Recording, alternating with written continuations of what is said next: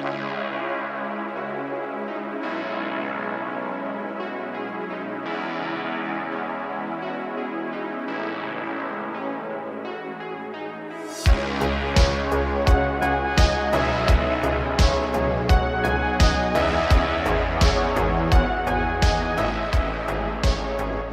to you from 4,200 feet in the hills of Oregon, it's the voice of Chi-Town, the reddest beard in the high desert, your host of the M.O.A. broadcast, Sam Wilson. Okay, folks, we are back on the airwaves, and as usual, we've got a phenomenal show lined down for you, all kinds of good information. We're going to have to struggle to fit it in our time parameters for today's show. This is Season 2, Episode 12 of the M.O.A., the Make It Out Alive broadcast. And as usual, we have the highest standards to make sure you get the best information possible. Let's jump right into our show highlights. We've got some good stuff today. Remember the article last week of those cops that wound up shooting each other during horseplay? Well, the Pasadena 911 cops go new boot goofing all over again. Part 2. If you've never seen the show Reno 911, it's a hilarious parody of cops and cop shows. You'll just have to type in new boot goofing on YouTube. It'll all make sense. But the Pasadena 911 cops, they go new boot goofing all over again. USA Mania among the Euro soccer fans. You thought I was going to say Euro trash, didn't you? Guys, this is crazy. If you have social media, for those of you that don't know, the U.S. is hosting the World Cup. I believe is the official name. World Cup. FIFA is the organization that puts it on. I don't know really anything about soccer. I haven't played soccer since like 8th grade. Never was a thing for me, but I respect the passion. People in the United States think that U.S. football is like NFL type football is the big sport. Football is what it's called in around the world when referring to soccer is humongous. It's huge. It's huge. And you don't really understand that if you run with an American crowd exclusively. So anyway, it's been a big eye-opening thing. And from what I've seen, we'll get to this again here in a few minutes. But the United States has the cities they've chose and everything else have been doing a phenomenal job hosting these delegates and fans from around the world. So anyway, some neat stories there. A psycho slasher on Hollywood Walk of Fame. Do you need an air fryer? And yet again, a violent street beatdown over Chicken McNuggets gone wild. All that and more in today's episode of the M.O.A. broadcast. So with this World Cup thing, I think I'm going to get some of this wrong because, guys, I'm not a football or a quote-unquote soccer fan, as we refer to it here in Los Estados Unidos. I think the World Cup is every 4 years. It might be every 2 years. I don't think they have it. Maybe they do have it every year. I don't really know. Anyway, somehow the United States wound up hosting it this year. And they've apparently had sites in like New York, Texas, Boston, and a number of other cities. Again, I didn't really research all of this. I just saw the fan reactions. But I guess they're having, some of these sites, these cities are hosting games and so forth. And man, oh man, on social media like TikTok, the reactions from a lot of these Europeans and people around the world that have come here, and they've fallen in love, guys. They have fallen in love with Los Estados Unidos, the United States of America, and I will 100% cede to you that many of these are probably prop pieces. They're propaganda interviews, to boost the image of the United States and so forth. But all of them are not propaganda. I don't believe that for a second. There are thousands of videos on social media of these Europeans and other folks from around the world, and they are having the time of their life. They are enjoying, the freedom that we have here in the USA. They're realizing, number one, they were lied to. The USA is not some, machine gun hellscape where you're going to get mowed down, unless you're in Chicago, of course. but you're going to get mowed down on every street corner, and people are rude and hateful and mean. I mean, don't get me wrong. I live in the U.S. myself my whole life in a number of different cities, coast to coast. You're going to find douchebags aplenty here in the United States, but overall, yeah, I like it here. I'll put it like that. And I've only been to a few foreign countries, but these folks are realizing that what the media has told them, that Americans are just these, raging, violent lunatics. And again, we have our fair share. If you hear the other thing, though, before I get to, and I don't want to deviate too much, if you take a couple of cities or even areas of the United States, if you take those cities and those areas out of our crime statistics, the crime rate in the U.S. drops humongously and becomes a much, much safer place overall. It's been a long time since I looked at the charts of the show, but if you delete a few of these cities that are just over, like Chicago, number one, like Chicago, probably D.C., New York, a couple of other places, all of a sudden we shoot to the top. It's like the top 10, maybe the top 5 or top 20, I don't remember. But we become a very, very safe place very quickly. So anyway, there is that, but the media has told these people that it's just this horrible place, and there's people are loving it. They're giving interviews when they're here. They're having a blast. They've bonded with their American hosts. They're going out drinking and partying and having a good time, eating good food. They love ranch dressing, firearms, big trucks, fast food. I mean, you name it, they are experiencing the full, plethora of American amenities and things to enjoy here, and they're liking it. And one of the crazy things is a lot of these countries in Europe, they have a very low rate. I should have taken the time to look it up, but I've had a lot going on the last week or two here, and I put a lot of show prep in, but I didn't get a chance to do everything that I wanted. But there's a very low rate of air conditioning units over in Europe, apparently. And I know I've had personal friends that have died in heat waves in various European countries. No joke. The heat waves are rough there. And a lot of these homes don't have air conditioning. And these folks that have come from Europe, they're eating our Big Macs and our ranch dressing and Buc-ee's and Chick-fil-A and Texas Roadhouse. And they are having a blast, going out and enjoying the heat and the sunshine and everything else, and then going inside of a nice air-conditioned restaurant or an air-conditioned home, and just they feel great. They're having beers and the whole thing.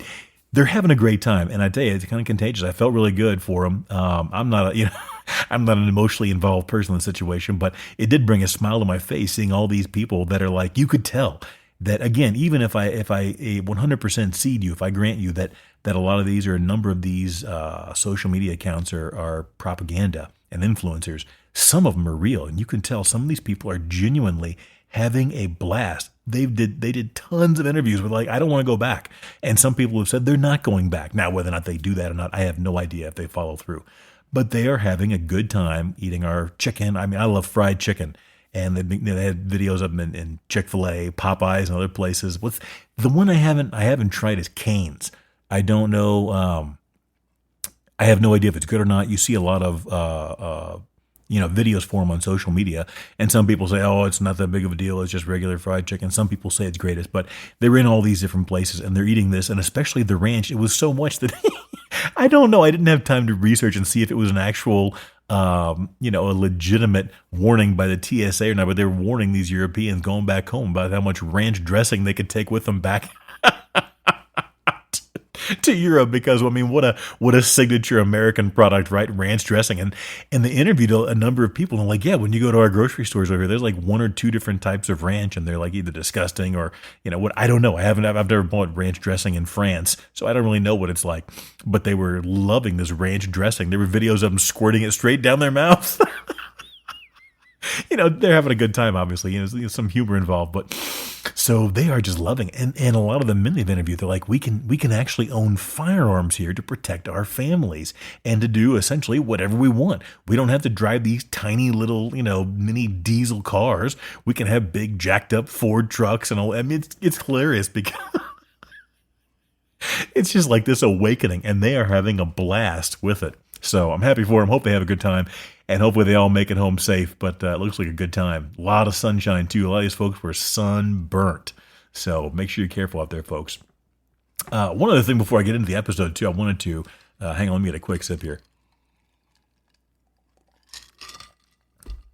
while I was doing show prep the other day, going through all these articles, and you never know what's going to pop up on your different feeds on social media. And one of the things that popped up was an old newspaper article talking about Batman '89. Batman '89 is, of course, the first Michael Keaton, Tim Burton Batman film in 1989. That's just referred to colloquially as Batman '89. It was an article that was written before the film was released. And again, if you were alive during that time, everybody and their brother was talking about what a horrible, absolutely horrible choice Michael Keaton was going to be as Batman. And I mean, everybody that I knew, and I thought the same thing, is that this is Mr. Mom. This is a comedian guy. It's Batman is supposed to be totally different. And all of us could not have been more wrong, right? If you've seen Batman '89, which I would imagine by this point, everybody has, it was unbelievable. It completely reimagined the nature, the essence of what Batman was on a film. Prior to that, I don't know, I think there was some kind of an effort in between, a film or a show or something in between. But prior to Batman '89, the next best thing we had, or the prior thing to that, was the Adam West Batman films, or I guess they had some films too, but the TV show and then TV movies or whatever. Anyway, it was very campy, and I mean, those guys knew what they were doing. They were being tongue-in-cheek. They were having a good time with it. It wasn't like they were unaware. If you've ever seen interviews of Adam West, the guy he's a natural comedian. He's got a funny side to him, and he clearly was in on the joke.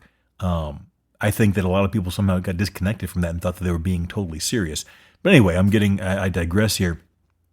Michael Keaton and Tim Burton and Jack Nicholson and so forth, they completely revolutionized what Batman was and the superhero film genre in general. Superman, which had been filmed and released about a decade, give or take, prior to that, had been a worldwide smash.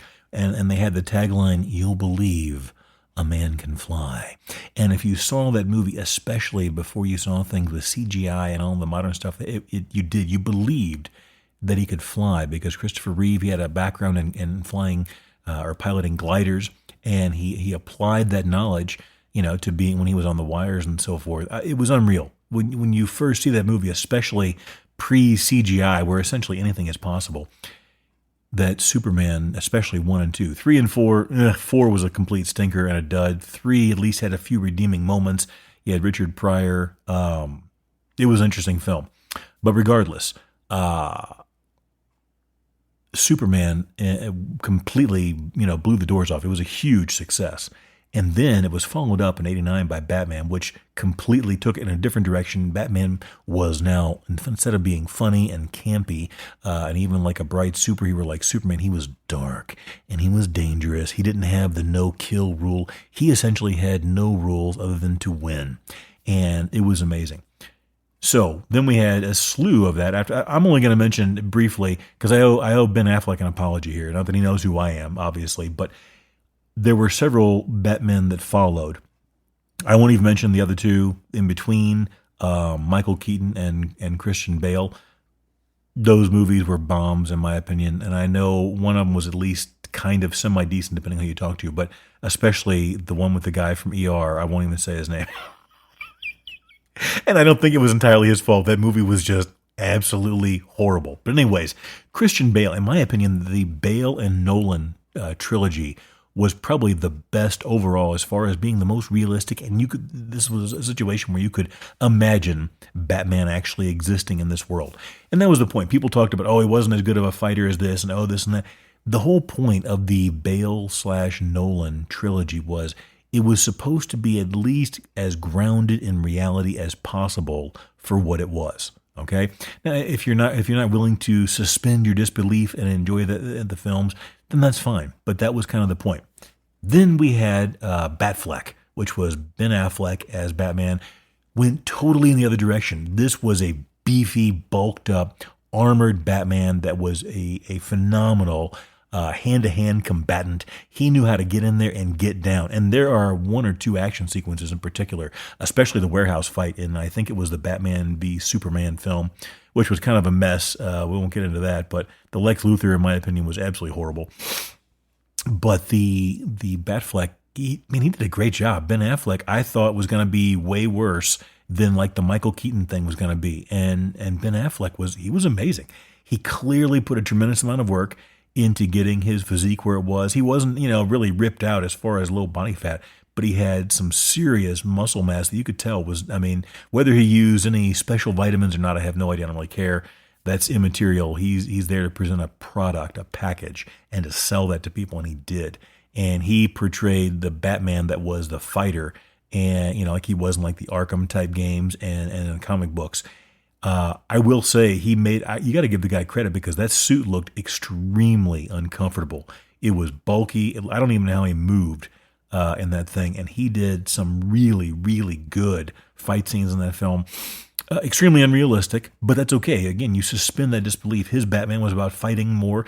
Bale's Batman was a little bit more about being a detective and so forth. And then you had the newest film, and where are we at on time here? I've probably already blown. Yeah, I'm rocking and rolling through time. We'll probably have to cut this episode in half and do the second half later. We had the newest one, and I should have, where is it at? Pattinson. I don't recall his first name. No disrespect to that dude. I've never seen anything else that he's been in because I don't watch a lot of modern movies. He was in the vampire thing, that teenage vampire movie or series. Never seen it, never going to. Again, no disrespect. He definitely came from a different direction. He wasn't in nearly as good a physical condition, it looked like, as either Bale or Affleck. And in fairness, Batman doesn't always have to be the most ripped out guy. You would think he would be in great shape, but I think in all fairness, I remember reading or seeing in an interview with Michael Keaton that he didn't even work out for Batman. He knew he had the suit to give him the muscle, so whatever. But the Pattinson Batman film, I want to go watch it a second time to see, give it a fair shake. It had some really redeeming moments, and he had a really cool. They had this really cool feature where he had detail where he had these contact lenses that were basically like a body cam. It recorded everything that he saw, and when he went back to his his lair, his bat cave, whatever, he could put the contact lenses into the dock, or I don't know what in the world you call it. I'm not a tech guy. And then he could view everything that he saw, which is always something that I thought Batman would have, is some type of recording device, because he would see and encounter so many things that even with a phenomenal memory, he would want to have the detail that would come with complete recall and playback. And they had that, which I thought was a really cool thing. The Batmobile was kind of like a souped-up hot rod, homemade thing. It didn't have nearly the armor or the armament that some of the other Batmobiles had. But it was I tell you what, the guy that played Penguin, he's the Irishman guy. What is Colin Farrell, I believe. He did a phenomenal job, man. That guy, I tell you what, I really thought he was going to be a super douche when I first saw him kind of making it big. And again, not that my opinion matters, but he just came across as super cocky, super douchey. You never know how much these people are told to act that way to make a splash, and you never know how much is their real personality. So you got to cut them some slack. But man, that guy has really taken some meaty roles and developed them and fleshed them out phenomenally. He played some type of like a variation of the Penguin, and man, he stole every second of film that he was on. And that's not disrespect or slight to Pattinson at all, but his Penguin was, it was slick. I really enjoyed his scenes 100%. So I'll have to give the movie a rewatch. I don't think that his Batman really holds a candle to. It wasn't bad or subpar, but it's not on the same level as Bale and Batfleck. But it wasn't bad at all. It definitely wasn't bad. It was just a very different take. It was younger, and I've aged out, I guess, of some of these perspectives. I can't possibly imagine what a 20 or 25-year-old finds entertaining now. So they had to cater to the newer audience. I get that. They want to make sure they have, continued fans for the Batman franchise moving into the future. But I got to say, Batfleck, really, you have my apologies, Mr. Affleck. I thought you were going to tank it, and he was a phenomenal Bruce Wayne, too. He was, half drunk, douchey, and arrogant, and everything you would expect of the role he was being when he was playing Wayne, disaffected and all this other stuff. And he was, you could clearly see he was putting it all on. It was great. He did a really good job. And then he was just an angry, savage Batman. So anyway, there we go. We have got to move on. Let me get a quick sip here as we get prepared to head into Pasadena 911.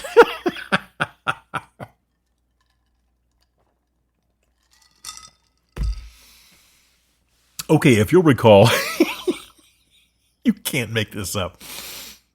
California police officer fired after video shows colleague shot during police garage horseplay. This article comes to us via Police One. So last episode, we talked about this. These cops, basically what happened was there were a couple of these two officers. They were on like the tailgate or the bed of their, the cargo area of the SUV or whatever it was, loading their gear, prepping out to start their shift. Okay. And another officer pulls up. I don't know if he was coming off shift or if he was also getting ready to get his gear and everything else. And he pulls up, his dash cam is going.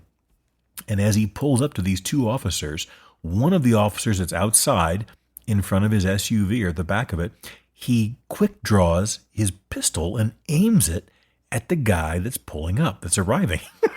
It's so in an equally unhinged, almost insane move, the cop that's pulling up pulls his pistol and shoots through his windshield and hits the guy. He wounds the other officer, hits him in the shoulder.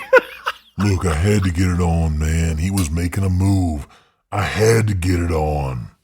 So you got basically this insane horseplay incident that's gone totally wrong.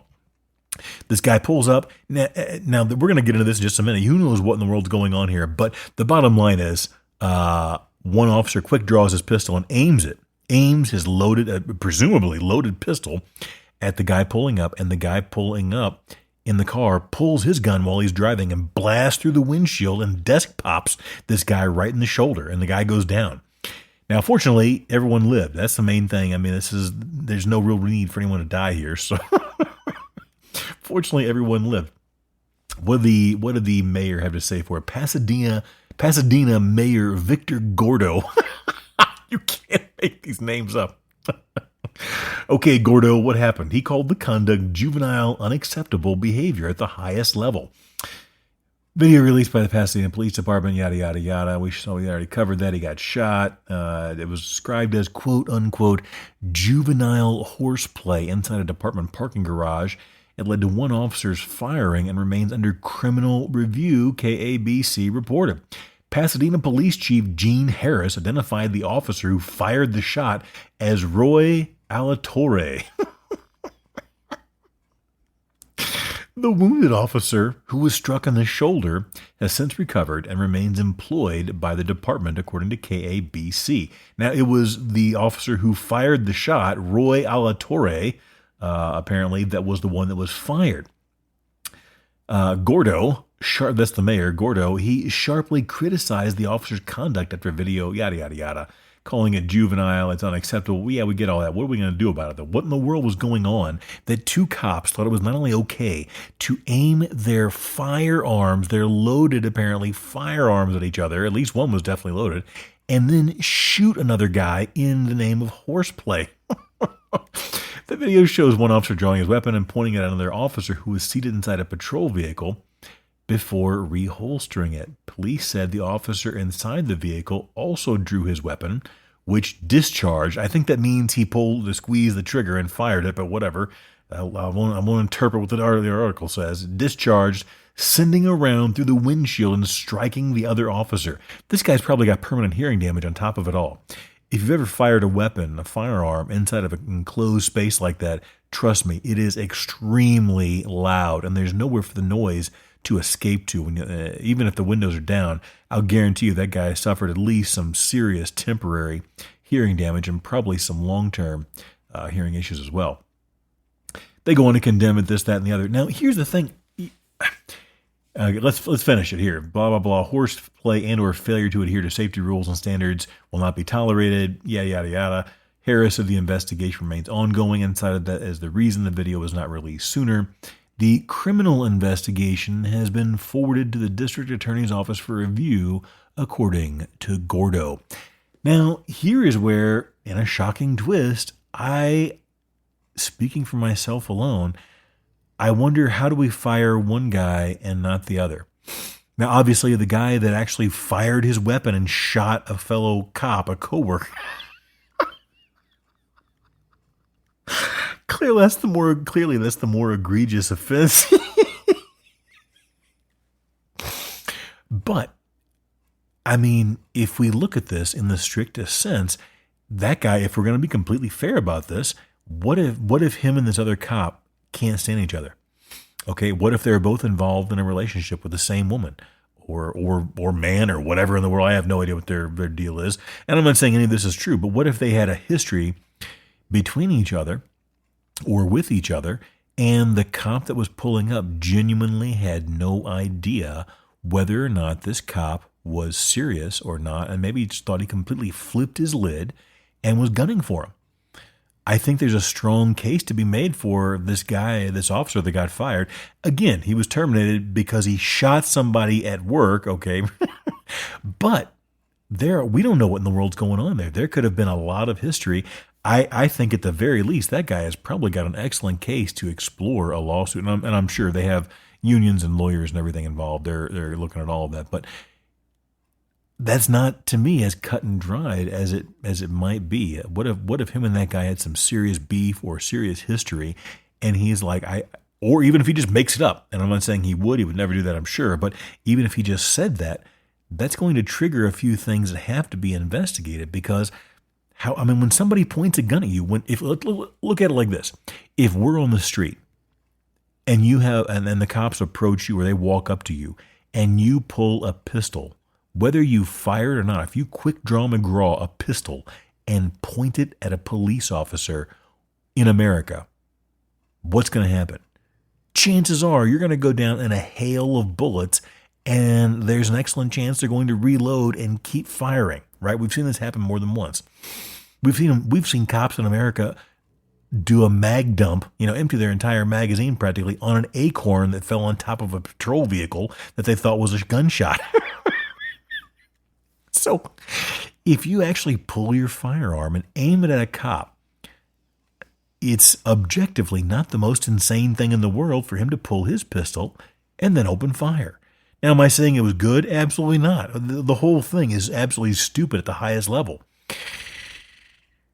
But there has to be, you got to look at both sides of this. He did have a deadly weapon aimed at him, and then he reacted. He didn't act. He reacted to having a deadly weapon pointed at him. So anyway, we're not going to get enough time to sit here and solve this tonight, but we got to move on.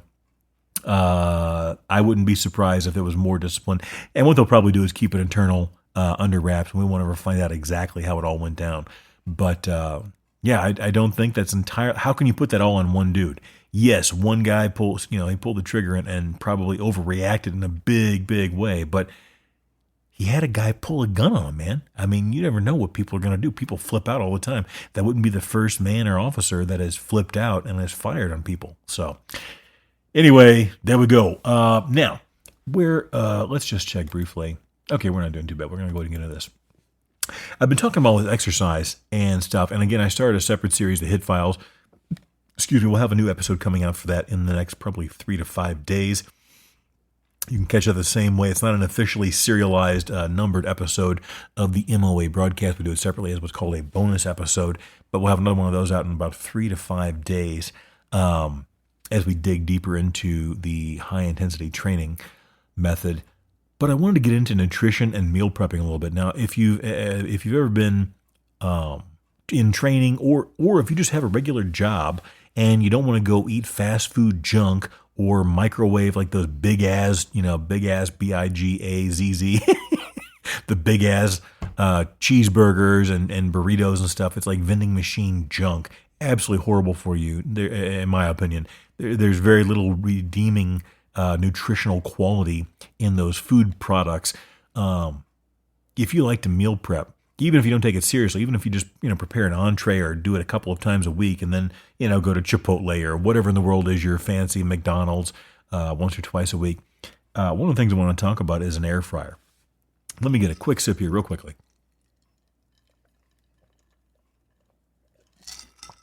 Okay, so if you're not familiar, an air fryer is in some ways very similar to a convection oven. You're going to have a heating element, and then you have a fan that blows that hot air and recirculates it around the food, beneath and below it and on top of it and so forth. What it really does is essentially it speeds up the cooking process, and it also gives you because a smaller heat chamber gives you a very even, thorough cooking. And makes it easy to even defrost and cook frozen food quickly and efficiently. So I've had an air fryer. This is not a commercial. Don't worry, we're not getting ready to sell you something. I've had an air fryer for a while now. I love it because whenever you're cooking like chicken quarters or chicken breast, I prefer chicken quarters. Chicken breasts are, in my opinion, they're more trouble than they're worth in general, especially if you're going to reheat it for work or during the day, the next day or whenever, because if you butterfly them, that's fine. It's basically split it in half and leave the two halves still attached. It's a little better, but chicken breasts in general, especially if they're the big thick ones, it becomes more trouble than it's worth to get them cooked to a safe temperature and also keep them as juicy as possible, particularly whenever you're going to reheat them, a day or two later in a microwave somewhere or whatever else. If you're going to eat it right then, it's a lot easier to deal with. Or if you butterfly them and make it thinner so that it cooks more evenly, it's fine, so on and so forth. In a lot of cases, though, I'll simply choose chicken quarters with the skin on, which gives you, the extra fat. And I've talked about this before. One of the things that I follow, I don't know if you call it a diet, maybe not a diet insofar as caloric restriction, but a diet as far as food guidelines. I tend to eat typically very low carb. Again, whether you call it keto or whether you call it carnivore, I don't really ascribe to any of that.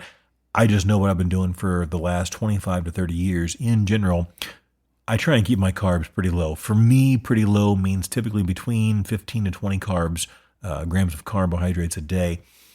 I feel really good, clean, and sharp on that.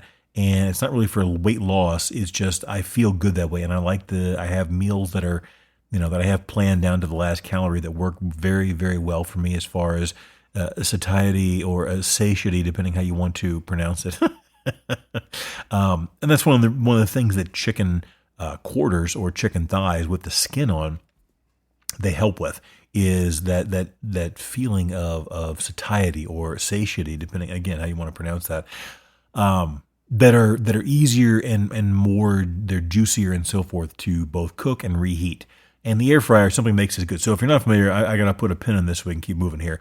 But an air fryer, basically, if you're the traditional way to cook chicken pieces of any sort, whether it's thighs, drumsticks, wings, breasts, whatever, you're going to go ahead and preheat your oven to 400 degrees.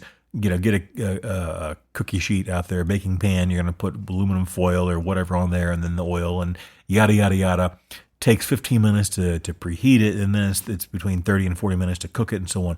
If you have an air fryer, you can throw in 2 or 3 frozen pieces of chicken, hit the program for chicken, and in about 18 to 25 minutes, it's done, and it's extremely juicy, and it's very, very well. It tastes great.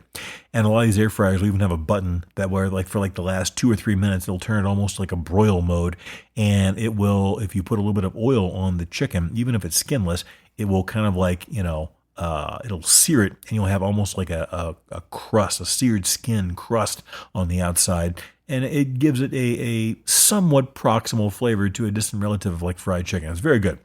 So there you go. If you're into meal prepping, and the advantage of this is you can go in there, and while you're making your regular dinner or doing, listening to some music in your house, whatever else, you can throw in a couple of chicken quarters, a couple of chicken thighs, or what really works well is chicken tenderloins. They're small enough to cook quickly, evenly, and efficiently, and retain their juices and so forth without getting dried out. But they have a great ratio, just like the chicken breasts, of grams of protein, low fat, very low calorie. They're an extremely efficient way to get grams of protein and calories to your body without all the fat and everything else. So air fryer is great for that. And they also make they do an amazing job on various different egg dishes. But we'll get into that another time. In fact, we're going to do a whole series on some recipes and so forth. Okay, where are we at? Let's jump in. Oh man, this is a good story. If you'll recall, almost a year, in fact, it may be over a year ago now. Do you recall we talked about on this show, the federal judge, Hannah Dugan, she was a state judge. I don't know, whatever she was. She was a judge though in Wisconsin, I want to say. Yeah, Milwaukee County Circuit Judge, Hannah Dugan. This was the gal that when ICE showed up to get this illegal, whatever he was, illegal immigrant dude, whatever, she allegedly basically showed him out the side door and allegedly helped him to escape, according to court documents, which was pointless because the guy was caught like 3.5 minutes later by ICE. This gal is in a heap of trouble. Let's get into the article and we'll keep moving. Former Milwaukee County Circuit Judge Hannah Dugan was denied her last-ditch effort to toss her conviction on obstruction charges for helping an illegal immigrant evade arrest on Tuesday. U.S. District Judge Lynn Edelman, an appointee of former President Bill Clinton, denied Dugan's motion, finding that she was unable to satisfy the burden required for reconsideration. Long story short, Dugan, the former judge, was convicted by a federal jury for obstructing a pending proceeding when she helped Eduardo Flores Ruiz, an illegal immigrant who appeared in April 2025 before her court, and his lawyer exit her courtroom via a side door after federal immigration officers appeared at the courthouse to arrest him. This article comes to us via MSN.com. Basically, what happened is the judge explained in Tuesday's ruling, the appeals court ruling that Dugan tried to use to justify tossing out her conviction involved a different factual context and does not provide persuasive justification for excluding the ICE proceeding at issue in this case from the definition of a pending proceeding. Blah, blah, blah. She's cooked, man. This gal is probably in trouble. Now, she's probably not going to prison. Where is the minimum punishment that's going to happen? Because I doubt she's going to face the maximum, right? Let's just be honest. The way the justice system works in America is not even a dream of a word compared to how it actually works. The former state judge had been set to be sentenced on June 3rd, but that hearing was postponed by Edelman pending the resolution of the motion to toss out the conviction. So after she got convicted, the judge, Dugan, she tried to get the conviction overturned and tossed out. That didn't work. With Edelman denying Dugan's motion to dismiss on Tuesday, sentencing will likely be rescheduled in the coming weeks. Her conviction carries a maximum penalty of 5 years in prison, but because she has no prior criminal record and she was a judge, she was in the inner circle, the club, if you will, she's unlikely to get close to the maximum sentence. Her lawyers have said they plan to appeal the conviction to the U.S. Court of Appeals for the 7th Circuit. It's on video, man. I don't know what we're all going to appeal and talk about, but if you go back, you can find the video of her allegedly doing all these things. So I don't know what they're going to do. It's going to be interesting. Best of luck, lady. A judge. And you know, this is the interesting thing. How much time do we have? Where are we at on the thing? I got a second, and then we'll wrap this up. When I see all these Europeans and these people, and we're not even going to be patriotic, we're just going to be a sane, logical, normal kind of person for the purpose of this conversation. All of these Europeans are coming here and they are having a blast. They are praising their American counterparts, the people they're interacting with, the stores, the restaurants, everything else, despite the fact they don't really care for tipping culture, which I don't blame them at all. They're being, from what I've seen, extremely respectful. And I'm sure there are cases of whatever going on, but they've been extremely respectful from what I've seen. Now, when you counter that with these people that are allegedly, according to reports, vandalizing this reflecting pool at the monument in Washington that Trump remodeled, guys, I don't really care if you love him, hate him. We're not pro anybody or whatever here on this show. But the people that are vandalizing, allegedly, if it's true, and it appears to be, if they're vandalizing this pool just because they hate Trump, do you realize how insane that is? You're vandalizing a monument in your own country because you dislike the guy who had it remodeled and updated. I mean, and this is similar to what happened with this Dugan lady, in my opinion, from what I saw. Allegedly, if she did all these things, she would appear, according to reports, she didn't like the way this immigration policy was being applied, or the way this illegal immigrant was going to be taken into custody, or whatever in the world her problem was. Whatever her malfunction allegedly was, it translated into, according to the video and court documents, her allegedly helping this illegal and his lawyer circumvent, or circumvent, if as Job would say. If you get that joke, let me know. info@gearconvoy.com. The ICE and immigration officers, I mean, this is crazy. What is wrong with people? What in the world makes you think it's okay to go out there and commit crimes because you don't like some dude who's in charge of things? I don't understand how people have allowed themselves to get this deranged because they dislike one guy who is, in a lot of these things that are happening are very legal.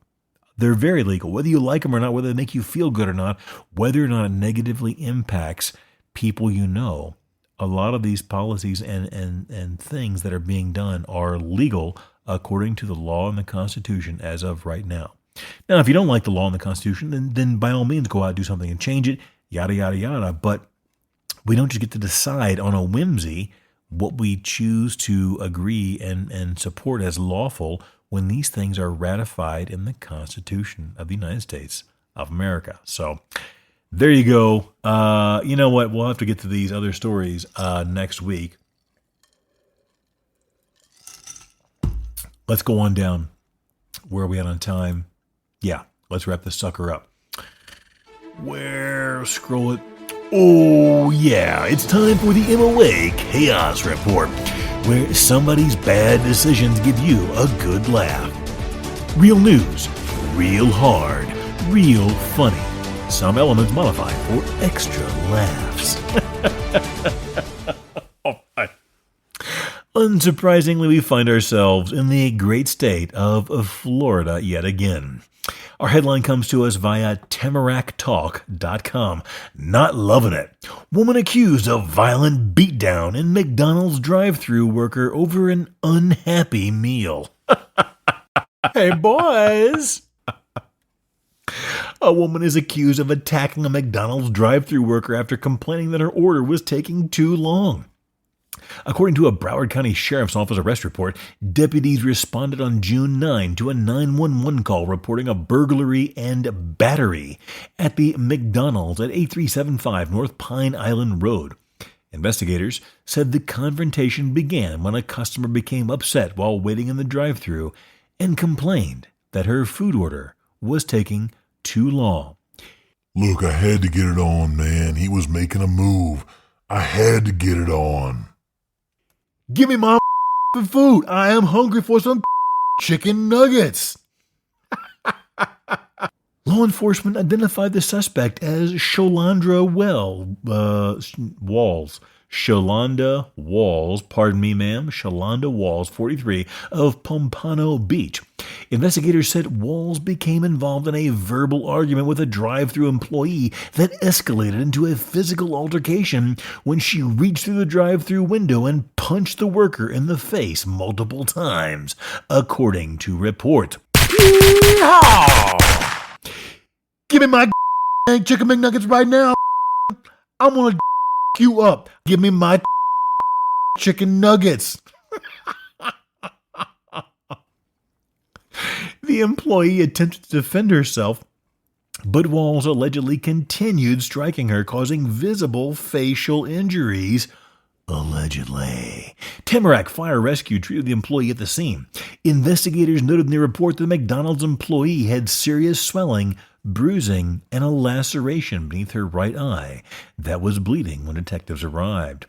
They reviewed surveillance footage from the restaurant and said it showed the suspect exiting her car, engaging in a heated argument, and reaching through the drive-thru window to strike the employee.